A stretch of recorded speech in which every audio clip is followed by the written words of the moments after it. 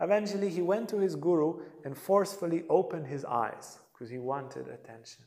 And his guru got so pissed, he took him up and walked with him to the main temple of the goddess. And he said, "Divine Mother, what did you bring me?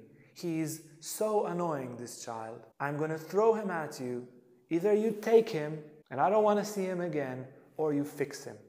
And he throws little Swami Rama in the air.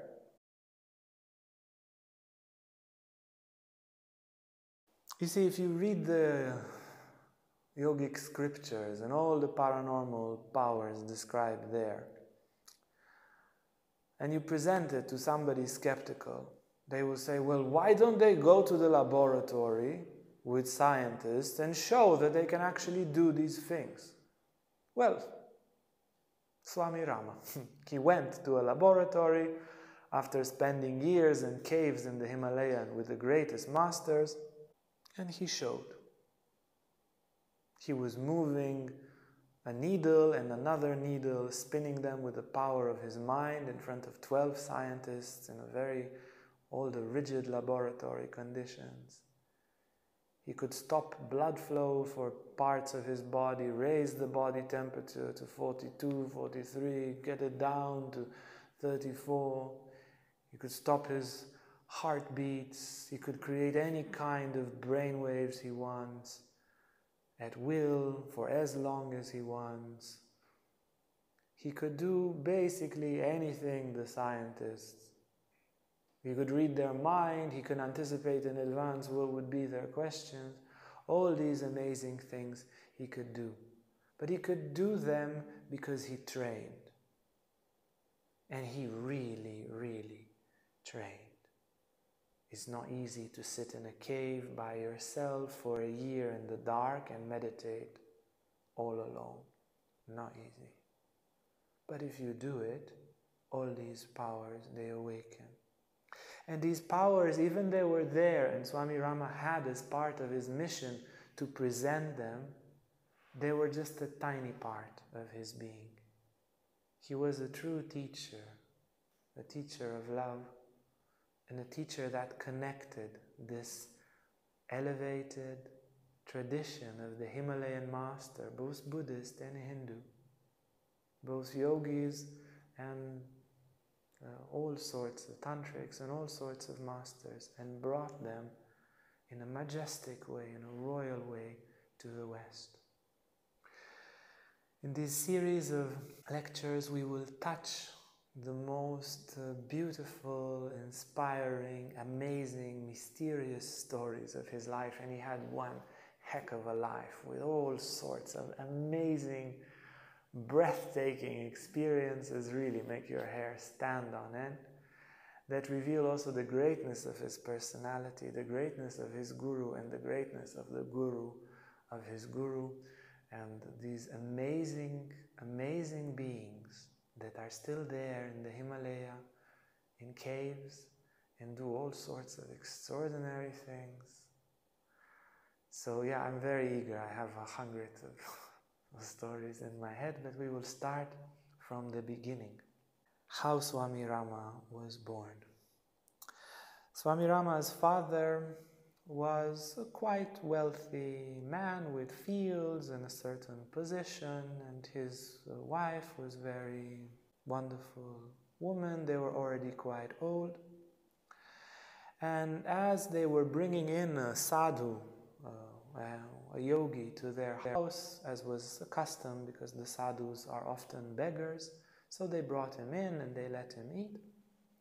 And he told the father of the future Swami Rama, this is before Swami Rama is born, he told him, you know, your family name is risen from the ashes. You know what's that? And the father did not know. So the yogi told him, the sadhu told him, there was once a great yogi traveling, and he came begging like me. And as he received food from a woman, he saw she's very sad. So he started a fire in front of her house and stayed there for a few days, and she gave him food, and he was doing his spiritual practice. And then after some days he asked her, why are you sad? And she says, oh, I want to have a son and I'm barren. I can't have children. And then he said, okay, here, take the ashes from this sacred fire that I made, cover your body with it, and a child will come out of you. And I will come one day and ask for the child. And she was very, very happy to have a child from a saint. She received the ashes and the saint left. When she told the neighbors about it, they say, oh, come on, yeah, you'll get pregnant from ashes. You have gone completely bananas. You gave him food and he gives you fairy tales. So she threw the ashes in the compost pile. The yogi comes back after 12 years and he said, where is my son? Where is he? She says, oh, I'm so sorry. I didn't think it would work, so I didn't use the ashes. And he's like, what? Where are the ashes? She says, I threw them in the compost pile. So he looks at the compost pile and he says, rise from the ashes. And a 12-year-old boy rises from the ashes, and this is the great Goraksha, and the master is Matsyendra. They are the founders of Hatha Yoga. So coming back to the story with Swami Rama's father, he tells him that the sadhu tells him, look, if you have this spiritual name, rise from the ashes, it is time for you to start practicing spirituality seriously. You have all these worldly success, but you will die. What good is all of that? And the father stayed with that in the heart. And then one day he just left and became a sadhu, became a wandering monk himself. And he went to some temples of adoring where Shakti was adored, where the Divine Mother was adored. And he started practicing over there. He met a great guru named Swami Dharamdas, Bengali Baba. And he asked for initiation. He received a small initiation and a tapas. When he completed the big practice, or that practice that was given to him, he received a bigger initiation. And his guru told him, go to your house, return to your family life, and make me a son. And the father said, Guruji, I'm 60. My wife is 50. Yeah, it's like Abraham and Sarah from the Bible. We are too old to have children. And the Guru said, go to your house, go back to your wife, and make me a child. And I will come for that child one day, and he will be my disciple. And he understood the Guru is serious, and he felt him and had faith in him. So he returned to his wife, who had a very hard time by herself. He returned to his wife, and his wife conceived in a very old age. And the child was born. Literally, the period right after the child is born, the Guru appears in their house and says, give me the child. And the father gives him the child, and he holds the child, and he says, I will give it back to you today, but remember, this is my child. And he gives him back the child. And at a very young age, this great Guru, Swami Dharamdas, would come and take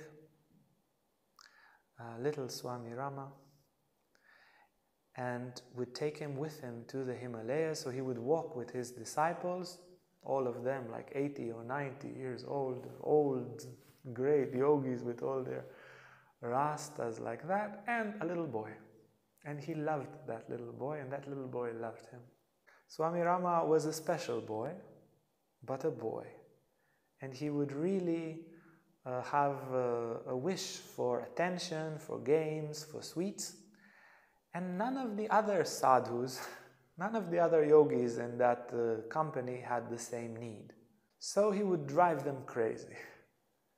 They would sit and meditate, and he would be so bored. So he would start to annoy them. And one time when Swami Rama was 7, they called him Poli Baba then. So when he was 7, they were traveling in Khajuraho, in the old Tantric temples, in the big temple of Shakti of the 64 yoginis, one of the most important places of adoring the Divine Mother. And all the sadhus were meditating, and he is a child, he wanted attention, so he started harassing them, and he would push them and tickle them, and nobody would come out. They are yogis, they wouldn't come out of their meditation. Eventually he went to his guru and forcefully opened his eyes, because he wanted attention. And his guru got so pissed, he took him up, lifted him, he was very, very strong, and walked with him to the main temple of the goddess. And he said, Divine Mother, what did you bring me? He is so annoying, this child. I'm going to throw him at you. Either you take him, and I don't want to see him again, or you fix him. And he throws little Swami Rama in the air up to the statue. And the Divine Mother appears and holds him. And Swami Rama says, from that moment, she never left me. Everything changed in that moment. She held him in her arms, and you will see in the stories, she takes care of him from then, whenever he's hungry, whenever there's danger, all the time. She is there, and his guru is there. She holds him lovingly, bestows her grace upon him, and returns him to the guru and says, he will behave from now on. Here you are. As you will see, he stays quite naughty, but apparently enough, sweet enough for his guru to bear with his naughtiness. But from this moment, he is deeply transformed. And he continues to live this double life. His guru would bring him home, and he would go to school like an ordinary child. Would be brilliant. He had an intelligence, as you will see also in his university years and also in his writings. He was just as bright as the sun.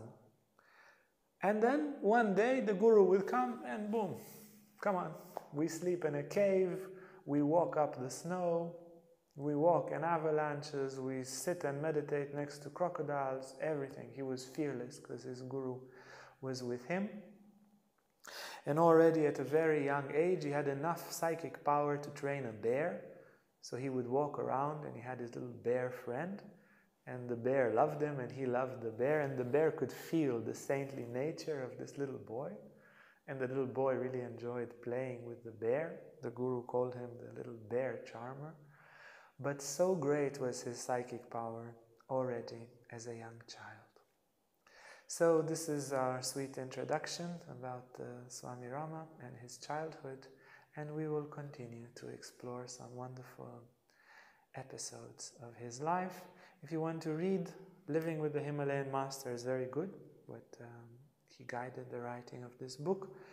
And The 11th Hour, even better, written by Panditji, one of his main disciples, both masterpieces of spirituality. Hey guys, if you like this video, make sure to like and subscribe to our YouTube channel for more content on spirituality, Tantra and more. And if you want to sign up for our online classes or for our retreats, you can see our website on the description below.